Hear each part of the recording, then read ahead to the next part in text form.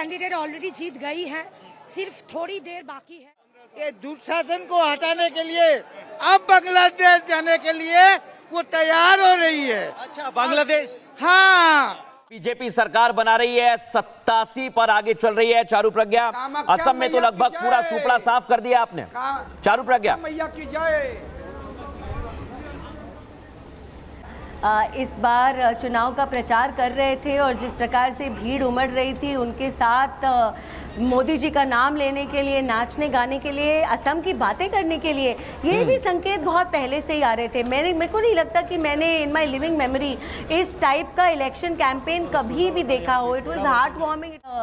मोदी जी का नाम लेने के लिए, नाचने गाने के लिए, असम की बातें करने के लिए, ये भी संकेत बहुत पहले से ही आ रहे थे। मेरे को नहीं लगता कि मैंने इन माय लिविंग मेमोरी इस टाइप का इलेक्शन कैंपेन कभी भी देखा हो। It was heart warming, it was beautiful. और अच्छा, पेड़े का क्या ख्याल है चारू प्रज्ञा जी? वहां तो रसगुल्ला चल रहा है। हिम्मतोदा ने कहा था कि यहाँ पेड़ा बटेगा, पेड़ा खाऊंगा। जी, हम आज पेड़े भी खाएंगे, हम आज रसगुल्ले भी खाएंगे, हम आज झालमुरी भी खाएंगे, क्योंकि मुझे लगता है झालमुरी तो आज भूल नहीं सकते। झालमुरी से मिर्ची लगनी शुरू हुई थी। झालमुरी बटेगी, असम के लोग भी झालमुरी खाते हैं बिल्कुल। और देखिए, ये झाल किसको लगा ये देखना होगा। ये तो पवन खेड़ा का के कारण अभी पेड़ा अचानक से फैशन में आ गया। हाँ, यही एक समय था जब असम में बदरुद्दीन अजमल साहब मुख्यमंत्री बनने का सपना देखते थे। जो 15 लाख इस वक्त वोटर्स के दम पर रिएक्शन आ रहे हैं, कुछ रिएक्शन आ रहे हैं। टीम को कर दीजिए। मिलित होकर जहां हम कहते थे कि बंगाल सुशासन में और विकास की दृष्टि से भारत से 20 साल पीछे है, कष्ट होता था। बंगाल का इतिहास, जहां रविंद्रनाथ टैगोर ने, तुम्हारे सुभाष चंद्र बोस ने, बंकिम चंद्र चट्टोपाध्याय ने, विवेकानंद जी ने, श्यामी प्रसाद मुखर्जी जिन्होंने पार्टी की नींव को रखा था, आज उस ऐतिहासिक धरती का गर्व और गौरव प्राप्ति की ओर हम अग्रसर हैं। और प्रधानमंत्री नरेंद्र मोदी जी के नेतृत्व में पुनः बंगाल अपने उस गौरव को प्राप्त करेगा। आज उस तरफ हम चल रहे हैं। कि जो रुझान है नतीजों में वही तब्दील होंगे। देखिए, अब तक लगभग जो शुरुआत के आंकड़े बराबर भी चल रहे थे, नीचे भी चल रहे थे, लेकिन 10-2 घंटे के समय में जो रुझान लगभग आ चुके हैं, ये आगे जाने वाले हैं, बढ़ने वाले हैं।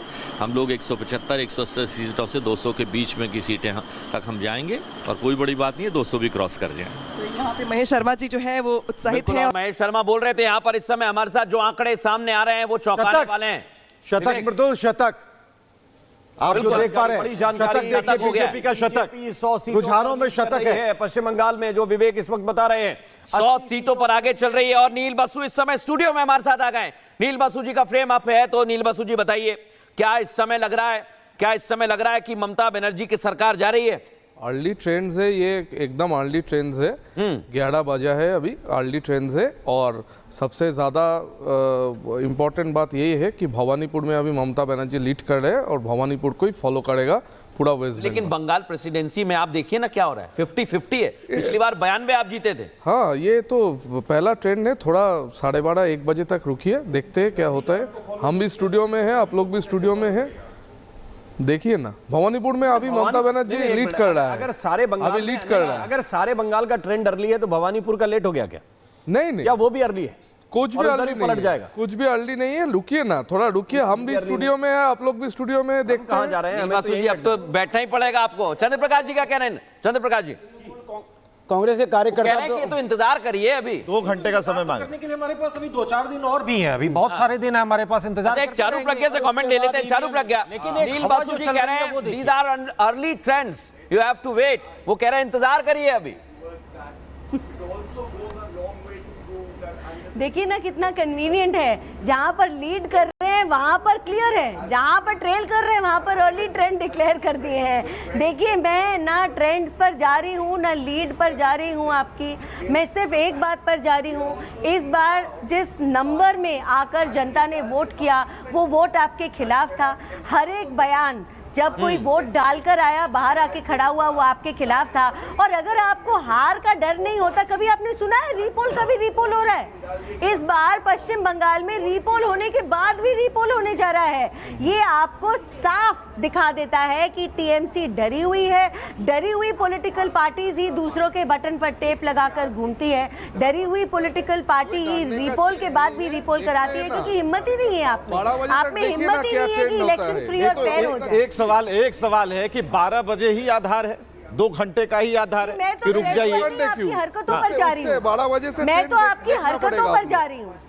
12 भी देख लेंगे, अभी भी देखा नंबर है। है, अभी वो आगे भी नंबर देख- हमारी अरे स्क्रीन ऐसे पर actually हमको दिखा रहे हैं। 2021 में भी यही था। क्या था?